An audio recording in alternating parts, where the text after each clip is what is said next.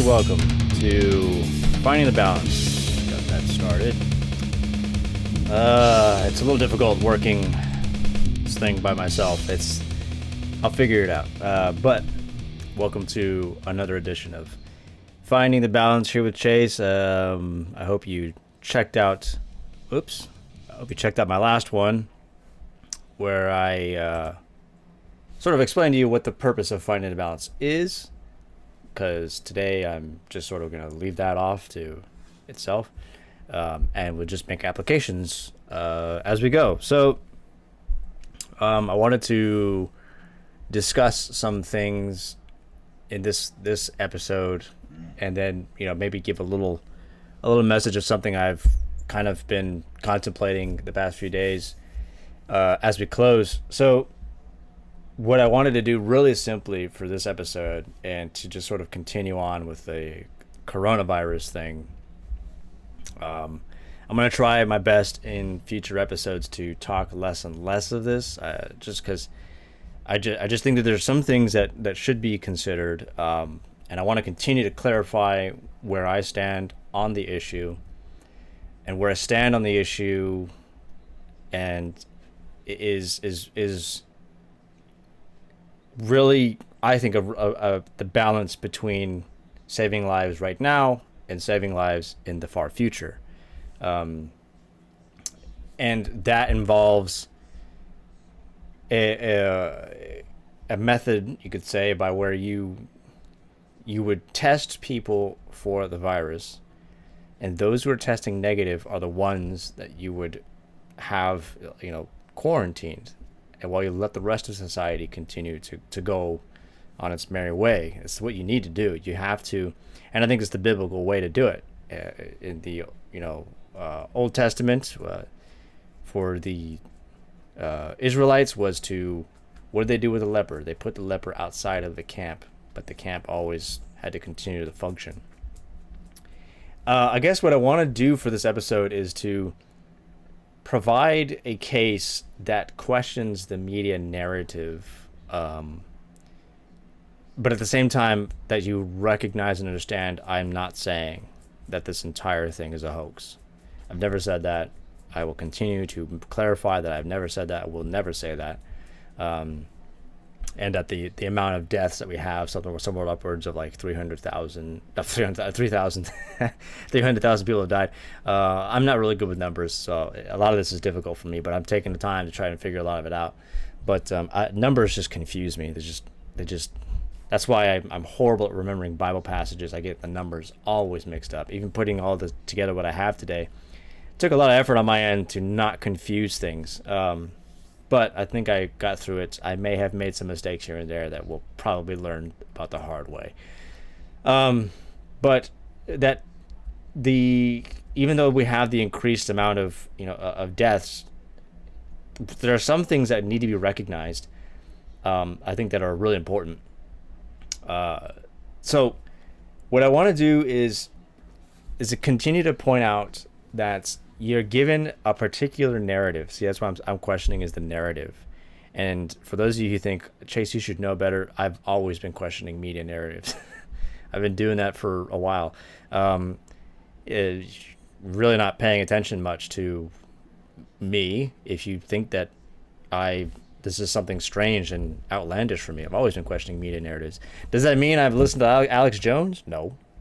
There are good sources out there that can be taken very seriously, that question narratives. Now, I would say Alex Jones does stumble on some things actually that are really interesting points, but again, for the most part, he's kind of out there.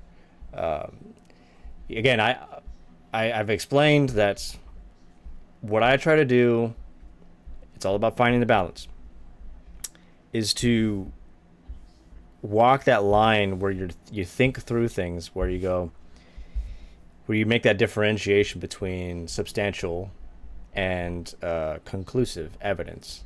Substantial evidence means this carries weight, but it doesn't have that smoking gun factor that makes it conclusive. The conclusive is the smoking gun factor.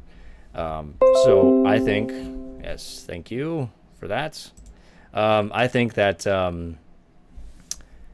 there's a lot of good substantial evidence right now. I would say even in some cases some conclusive evidence. Well, a lot of cases. Now I'm thinking about it. A lot of cases of conclusive evidence of media bias and selective choosing of the facts. And I tell you guys, even the Bible demonstrates this. The greatest lies are the lies that take the truth and add a little bit something to it, or take away a little bit from it. Those are the best lies. You know, the worst lies are the ones that just come at you straight away with the big old thing painted on its forehead. I'm lying to you, sort of thing like that. But a real good liar knows how to take a little bit of truth and manipulate it. And that's what I think is happening right now. And I think there are just questions that you can just ask about why, you know, so a couple of weeks ago, they started having, some cities started having curfews. And it's like, what difference does a curfew make? I mean, how is the virus more effective at night or something like that than it is, you know, during the day? But just the blatant, for me, one of my biggest concerns is the blatant disregard for constitutional principles. I understand, again, I understand some of the criticisms that right now, given the circumstances, we don't have time to be thinking about a lot of that stuff. But I'm just telling you, that kind of thinking. Now, I'm not accusing people who go there of themselves being part of, you know, the cabal to take over this country. I think you guys are well intentioned. You mean well. So what I'm trying to tell you is it's the fact that it's so well meant, that it's an honest desire to save lives, that it needs to be even more cautious of. You need to be more cautious of it. What did C.S. Lewis say? The greatest tyrannies are the ones dealt with the greatest for the good of its own people, kind of like that. I paraphrased that and butchered it horribly, but those are the worst. Those are the kinds you need to watch out for. The best intentions don't lead to saved lives. You could save, theoretically, many lives right now with all of this. But in the end, when we're picking up the pieces of an economic collapse, how many lives did we really save in hindsight? Is the question we'll have to ask. So I want to just sort of try to demonstrate things that what this is meant to do. What I'm about to tell you is what I just want to tell you from the outset. What I'm about to tell you, what it's meant to do. What this that I'm about to show you is meant to do is supposed to show you, help you put things in perspective. Here in the United States, at least, so that you don't panic, because that's what the media wants you to do. They want you to panic. Don't go to work. Don't do anything. Stay home. Government will take care of you, and that's the worst thing. That's the worst thing you can have. That's the worst scenario you could have, because the government can't do it. There's no way the government could take care of the billions of people living in this country, or the millions of people living in this country. I don't know the exact number, but there's a lot of people living in this country in just one city alone. So there's no way the federal government has the capacity to look after millions and millions and millions and millions of people all at once. There's no way it can happen. So anyways, there are stats that I follow that put a lot of the numbers in perspective. So I saw last night a website saying that we've surpassed in the United States 300,000. Oh, no, 30-something thousand cases. Man, I don't remember what it was. Lots of cases. In fact, let's see here. Oh, yes, we're at 300,000. As of April 4th, we are at 300,000 positive cases in the United States. It's actually 305,755 in total. Now, when you read just that number alone, you're going to go, wow, holy smokes, the world is on fire. We're all going to die. It's very easy for that to happen. And I would admit, I mean, the cases are going up pretty substantially. They've definitely gone up quite a lot in such a short amount of time. But here's one of the questions I started asking when I saw that article, because there's things that when you read these websites that are reporting these things, there's things they don't tell you that are really important. But one of the questions I wanted to ask was 305,000. So is that total amount that have been counted within the last month or so? See, the chart I have goes from April 4th all the way to March 4th. So about a month. In about a month of testing, 305 cases in total, almost 306 cases actually, 306,000. How many of those have recovered though since then, of the cases that have been reported? Have we ever asked that question? How many have actually recovered?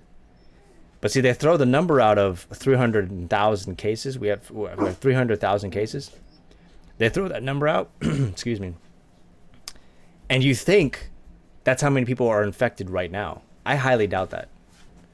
In fact, I don't think we actually even know how many are infected, to be honest with you. We just don't have enough data. There's just no way to get that amount of data, especially when we don't really know when it started here in the United States. I would argue it started back in November. I was about to say November. At least November is when it started. And I think the worst of it hit us back in the winter. And but we didn't think it was here, so because coronavirus isn't an unusual thing. It's actually a normal thing. There's a lot of coronaviruses. Coronavirus is just an upper respiratory infection. COVID-19 is a form or a strand of from what I can understand, it's a cancerous or not a cancer, but it's a disease kind of thing that happens as a result of coronavirus. So coronavirus is sort of like the gateway to COVID-19. And yeah, that's a serious thing. That is definitely serious. That's not good. But coronavirus isn't as itself isn't a new thing. It's been here since any of us have been born. So we just thought that it was a cold and flu season thing like that, a pretty particularly difficult one. That's all we thought. And then all of a sudden, boom! It's like everybody suddenly realizes there's such thing as a coronavirus, and then they're like, oh my gosh, there's death everywhere all around us, and we're all gonna die, kind of like that. I mean, that's kind of what's happened. Or the media saw an opportunity, one of the two. I think that's what you got, one of the two, to exploit a strand of illness or a disease kind of thing. I'm only saying illness. I'm not saying that to downplay it. I'm saying it because I'm not too familiar with it, so I don't want to look too stupid. And so that's why I don't you think I'm downplaying it. So that's the other thing that's possible here. So but I have some numbers here. So again, let's ask that question. 305,000 people have been recorded as of April 4th from March 4th here in the United States, at least according to this chart, have been recorded positive for coronavirus. But they never tell you how many. Even this chart, which I like, doesn't even tell you how many have been reported recovering, because it's kind of hard to count that data. A lot of the people who've just been tested positive go home and they just stay home and they recover for the most part. I mean, the vast majority of them do. Excuse me. So the majority of people they recover. And how many have recovered since then? So if you were to take how many have recovered with that number here, total. I mean, I wonder how much that number would drop. I think it would drop pretty significantly, to be honest with you. I think it would drop. I'd be willing to bet it might go down to like 90-something thousand of the total confirmed. If you're going based off of the recovery rate, which is like a 98% recovery rate, you got to believe that the vast majority of that has recovered in about. I mean, it's been a month or a couple months now, so a lot of them must have recovered. So now, but see, they don't tell you those things. They don't tell you that. They just want you to know how many in total we have counted over time, and then your brain will automatically fill in the rest because it's the main narrative is panic, panic. So your brain's automatically gonna go, yeah, scream, you know. So let's go back to March 4th. I have some stuff here. According to this website, I'm going to post a link. I've been using this website a lot. The reason why I like this website and its tracking data is, first of all, it's for the United States because I'm focused on the United States right now. But it tells you how many states are being tracked. And it doesn't just tell you how many have been counted positive. It tells you how many have been counted negative, and then how many have been tested in total. Those are important numbers. You're not really given the total number of testing. And if you put this in that perspective of the total tests, that really should. So what this should do is this should make you go, okay, this is bad, but it's not so bad that you shut the system down to fight it. It's not that bad, especially in certain areas. Like you can make an argument for places like New York City and Seattle because both are not only in northern climates where it's colder. That's apparently where coronavirus thrives because it's a form of cold and flu, you know. But or at least it's a symptom of it, you know, something like that. But not only the northern climates, but like especially for like New York, it's unique. New York City, it's a unique situation is that so many people are living together. So it's far easier to spread it. So you can make a case for New York City having to kind of take extreme measures that it's been taking. And Seattle, the same thing, because Seattle, man, I'm just doing bad this morning. Seattle is kind of a very wet climate. You know, it's kind of it rains there a lot. You know, and it's in the north. So I think you could make a case for something like that. That the coronavirus, you know, it thrives in environments where it's much more moist. It can survive. I would think any virus really thrives in areas where there's much more moisture in the air, therefore more water, just to keep things living, organisms alive. And this thing, you know, it just makes sense to me. Whereas in the southern climates where it's much more hot and warmer, and it's getting warmer here in Texas, and by the way, I'm going to talk about that here in a few moments, but that it struggles in these areas.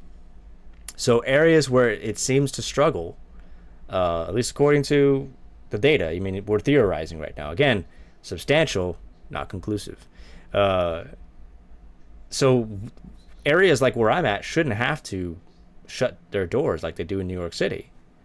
We shouldn't have to do that. We should be able to just keep going and just go and go and go. We haven't seen anything really crazy here in Texas.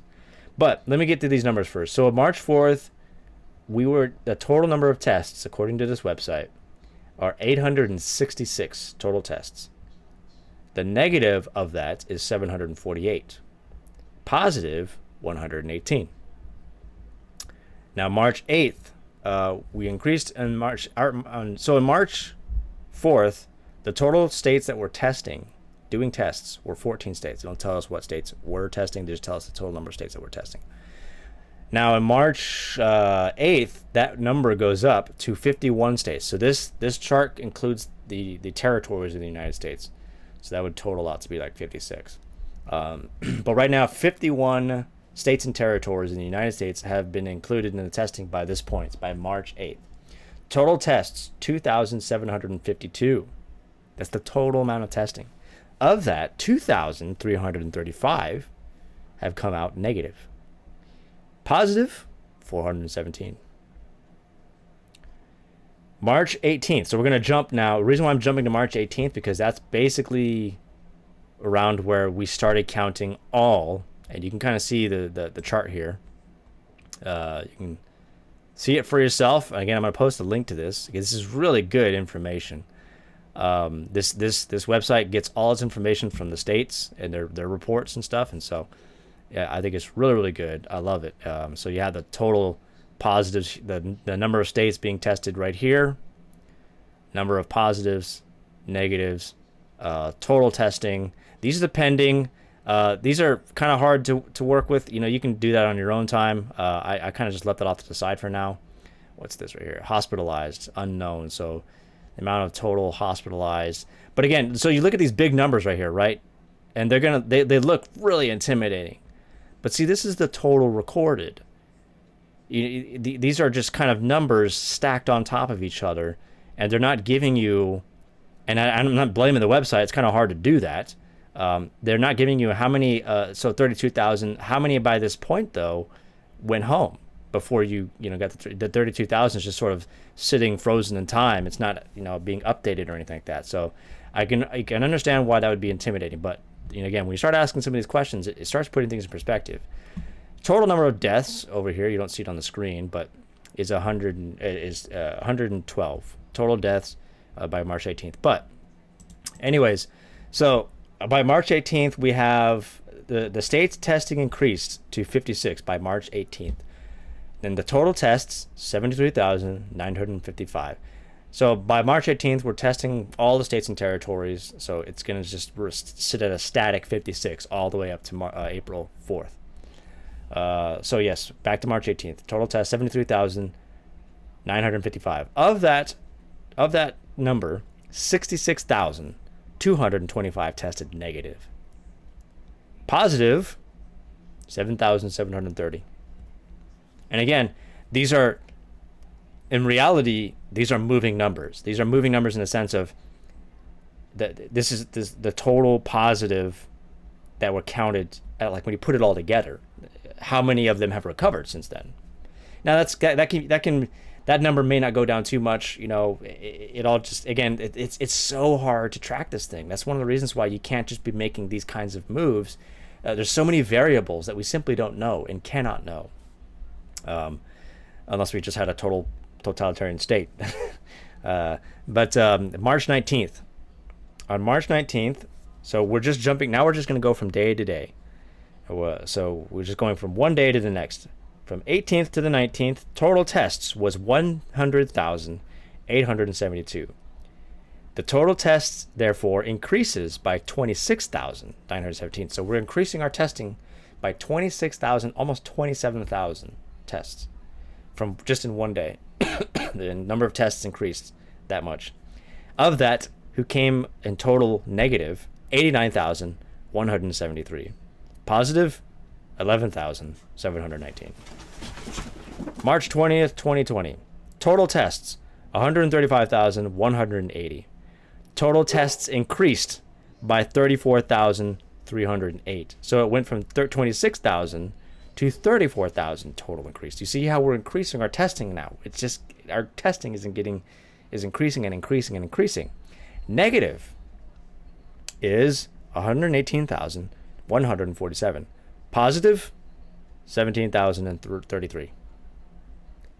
Now let's go up here real quick to, let's see, that's March 20th. March 20th, how many deaths do we have by now? 219. So of 17,003 positive tests, 219 of that have perished by March 20th. March 21st, total tests, 179,106. Total tests increases up to that now to 43,980. So again, now let me just make sure I'm clarifying here. When I say the total number of increases, I'm talking about from March 20th. So March 20th, you have 135,180. March 21st, you have a total of 179,106. So when you subtract those numbers together to get the sort of the how much they're apart, is the ratio is 43,980. That means we've increased our testing. When you put it all together, it means we've increased our testing. It's jumped from 34,000 to 43,000 of increased tests.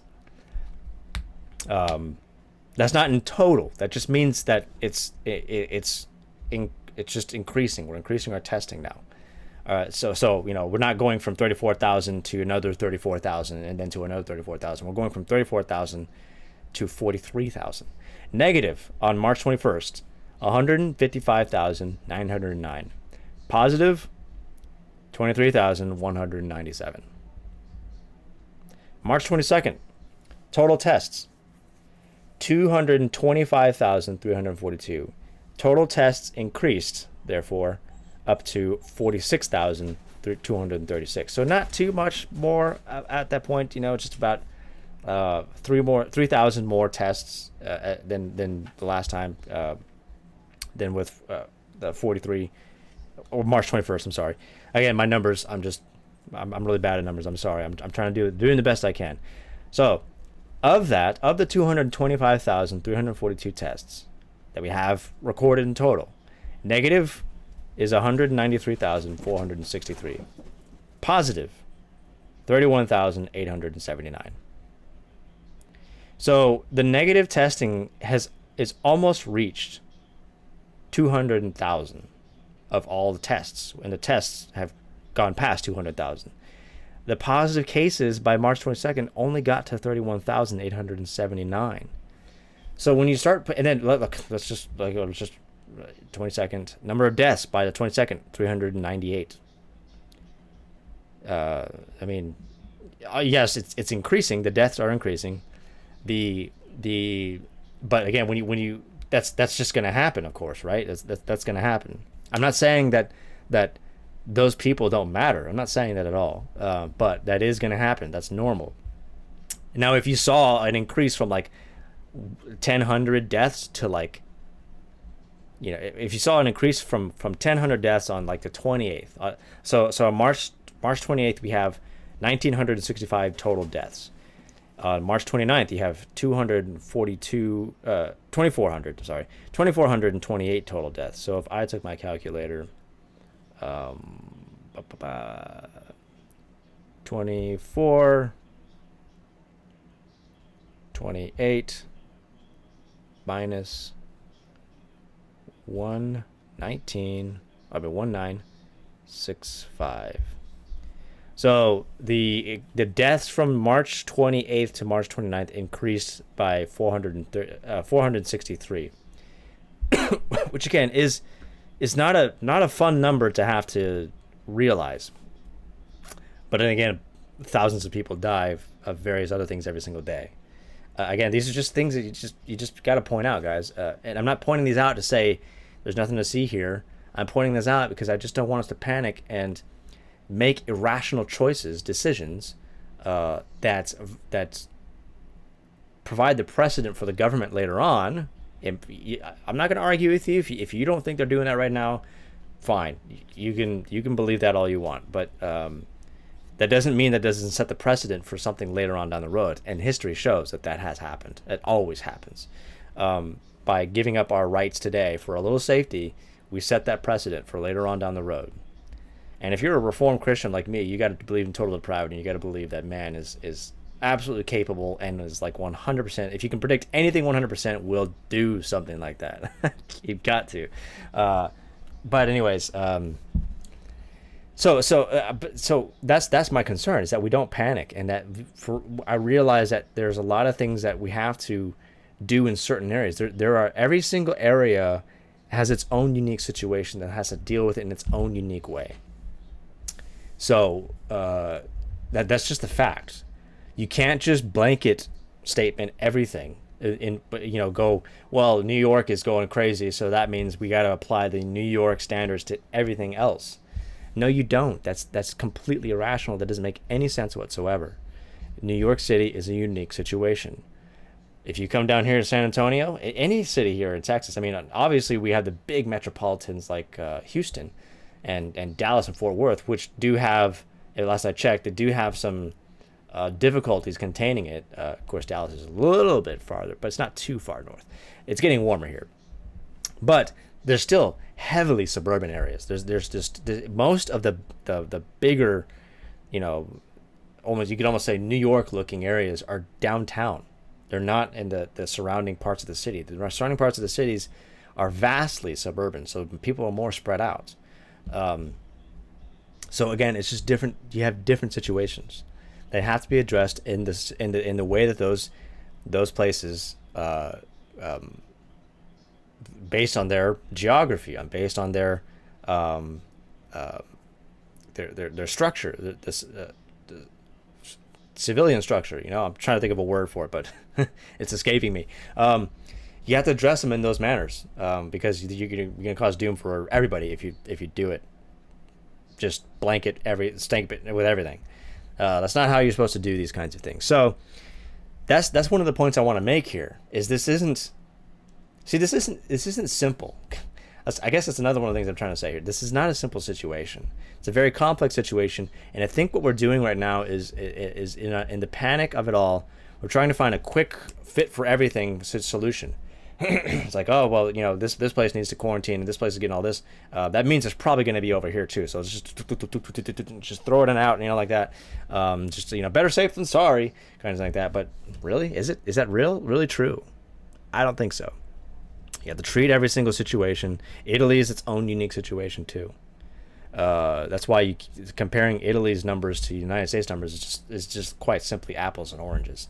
But so that has to be recognized. And so what I want to do is, I hope first of all that what I've demonstrated is that with the amount of total testing, and that, by the way, even though we have 305,000 total positives, and that's just assuming that everybody who's been recorded for the last couple months or so has not recovered. But of the total positive testing, the total positive testing, of the total testing overall is over 1 million tests. We are 1,623,807 tests. Of that, who came back negative, 1,318,052 by April 4th. That's April 4th. By that, over 1 million have tested negative. So that's, I don't know. I just think that's important stuff to look into. And I'm not discounting the fact that the death rate is increasing. I recognize that. But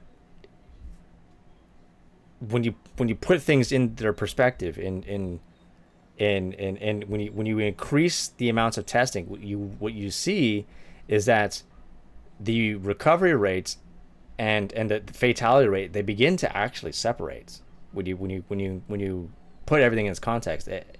You put it all together in a way it should be viewed. So again, that 8,000 is not a pretty number. What do you say? It's terrible. And what it means is we do need to be careful. It's the fact that we need to be careful that you can't just take what we're doing in New York City and just make that the standard for everybody. You have to approach every single situation in its own way. So let me talk a little bit about here in San Antonio, Texas.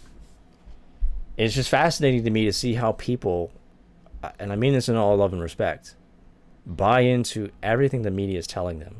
It's really fascinating for me to see this, instead of going and seeing for themselves. And what I mean by this, so my sister posted something on her Facebook wall a couple weeks ago about questioning the data and stuff like that. Some guy commented on that and told her, you need to go outside. You're not paying attention. Just go outside, which would violate the quarantine rules that he wants us to follow. But just go outside and see for yourself. See the hospitals that are full of patients and stuff like that. And this guy's up in Austin, apparently, according to his Facebook wall. But this guy's up in Austin. I commented on that. I said, well, I work here close to the medical center here in San Antonio, Texas. I drive a doctor there because he's one of our patients. I drive him back to the hospital while we take care of his car. I haven't gotten a chance to ask him because it's been raining a lot here, and when it's raining, he doesn't get his car cleaned. But so I've driven by that hospital, University Hospital here in San Antonio, Texas, in the medical center. I've driven by that several times in the last few weeks. I don't want to go by there too much because that's going to look weird. It's just a red Tacoma, just drives through every once in a while. It doesn't stop to pick up anybody, just drives through every once in a while. I don't know. I just think that would look a little weird. But every once in a while, every couple of days or so, maybe like once a week, I drive by there. I drive by where I drop him off, right at the front entrance, and I look, and the entire front entrance is just glass. There's the opening doors, obviously, but it's just glass. There's no walls. You can just see the entire lobby, And I understand it's the front entrance. I get that. But I drive through there, and I drive around there. I drive around the back areas and stuff like that, and I just look around and I just see if we're seeing hospitals full. And everything looks normal. Everything is completely normal. Everybody's got face masks on and stuff like that, obviously, and they got more cones out there that I think are there to prepare for the impending doom. But the impending doom isn't here. Roads are still full, people driving around and doing their things. The main difference is the restaurants aren't allowing people to eat inside the restaurants anymore. They're still open. I haven't gotten sick from anything I've eaten. Everything looks pretty much the same. Nothing has changed, other than those few little things. And I'm willing to bet if I drove up to Houston, I'd see pretty much the same thing. If I drove up to Austin, I'd probably see the same thing. So, see, the difference being here is just, I actually am going outside and I'm looking around and I'm seeing if people are coughing in the streets and stuff, and if it's just a ghost town and whatever. And it's not. It isn't. And I think one of the reasons is because here, honestly, quite honestly, people, they may not be consciously thinking this, but and there's sort of this part of them going, I'm fine. There's nothing crazy right now. I can go to the store. There's a lot of people at the store. A bunch of people going to the store still. And again, they're all wearing their protective equipment and stuff like that. But for the most part, people are still walking around and just everything's normal here. We're not having the same pandemic problems as you're seeing elsewhere. Now, why is that? One of the reasons why that is because San Antonio is in a different situation than New York City is. One of the reasons, again, and I haven't checked our numbers lately, but I'm willing to bet, based on what I'm seeing outside, our numbers are fairly low, especially compared to like New York City. But, so, oops, I lost my place here. But I have an article here that I want to talk about. This is from the Federalist. It's titled, "Inaccurate Virus Models Are Panicking Officials into Ill-Advised Lockdowns." So it says, as U.S. and state local officials halt the economy and quarantine their communities over the Wuhan virus crisis, one would hope our leaders were making such major decisions based on well-sourced data and statistical analysis.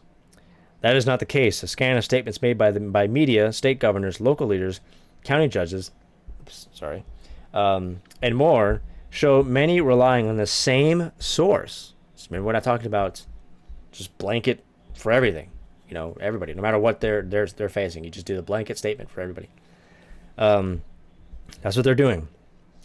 An online mapping tool called COVID Act Now. The website says it is, quote, built to enable political leaders to quickly make decisions in their coronavirus response, informed by best available data and modeling, end quote. An interactive map provides users a catastrophic forecast for each state should they wait to implement COVID Act Now's suggested strict measures to, quote, flatten the curve, end quote. But a closer look at how many COVID Act Now's predictions have already fallen short and how they became a ubiquitous resource across the country overnight suggests something more sinister.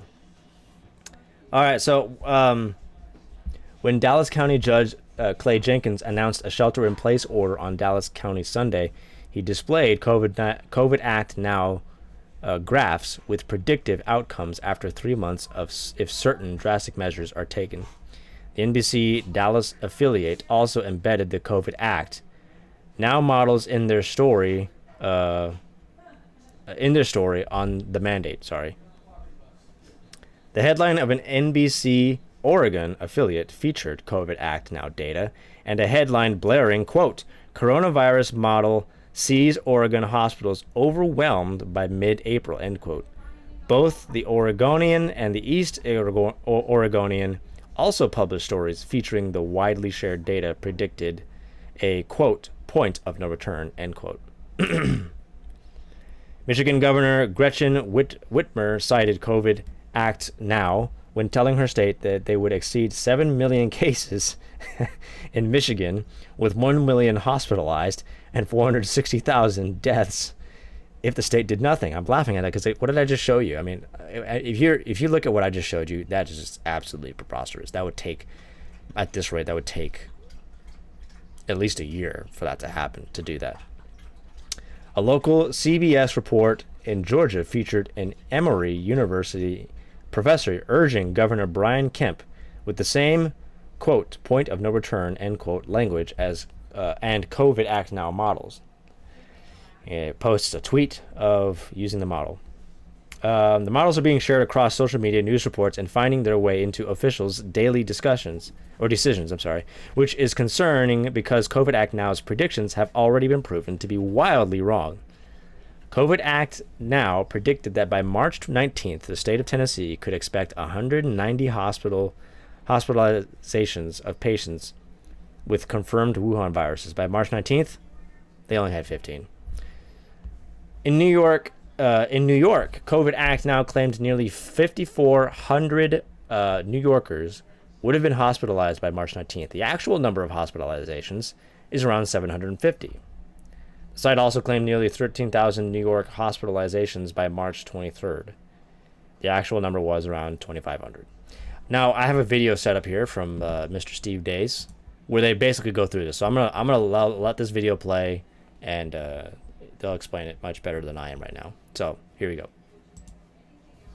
Last Sunday, the law firm of Birx and Fauci made this announcement. In their estimates, they had between 1.5 million, 1.2 million people in the United States succumbing to this virus without mitigation.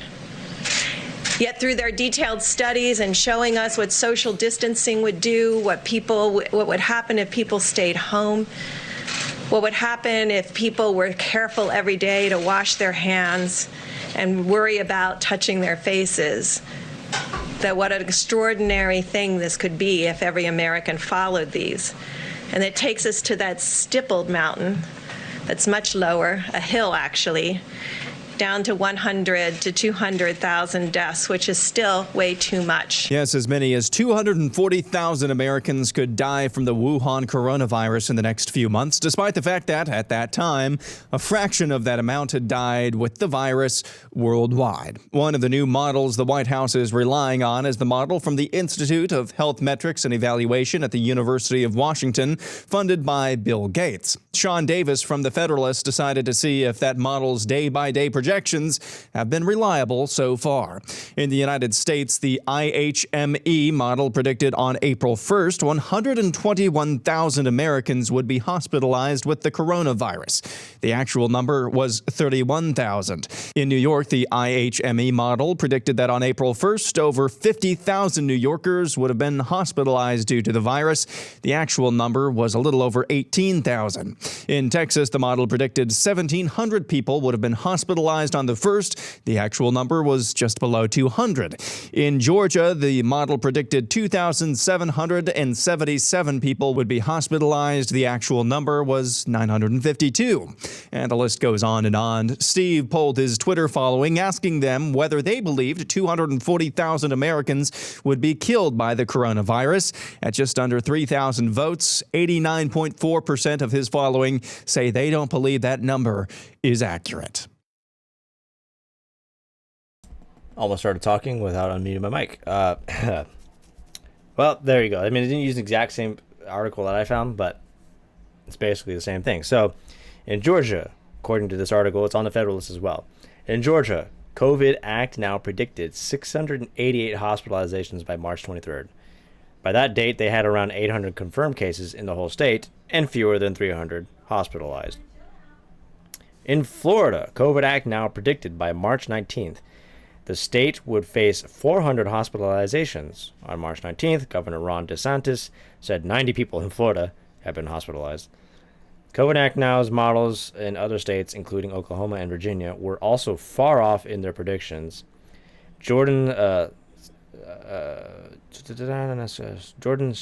Schachtel, a national security writer, said COVID Act Now's modeling comes from one team based at Imperial College London that is not only highly scrutinized, but has a track record of bad predictions.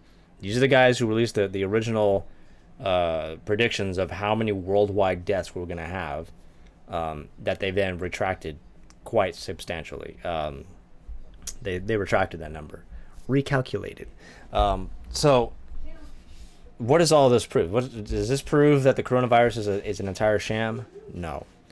What I think it's proving is that what I've been trying to say over and over again is that its reality is being manipulated to make you panic, so that you stay home, so that the economy is wrecked, and then the government comes in and saves the day. They're already talking about this stuff. You go listen to the Democratic progressives. They're already talking about this. This is a great opportunity for us to start rethinking our democracy and our system for a progressive push forward and things like that. They're already talking about it. Go listen to them. Excuse me. I think the governor of California recently was saying stuff like, it's Bernie Sanders, AOC is spouting off weird stuff. Doesn't really know what she's talking about. I mean, all this stuff. It's all there. So, I mean, there you go. I'm gonna post these articles with this video so that you can check a lot of it out yourself. I just want you to see it for yourself. Again, I just want you to understand what I'm saying here is not that this isn't a serious thing. What I am saying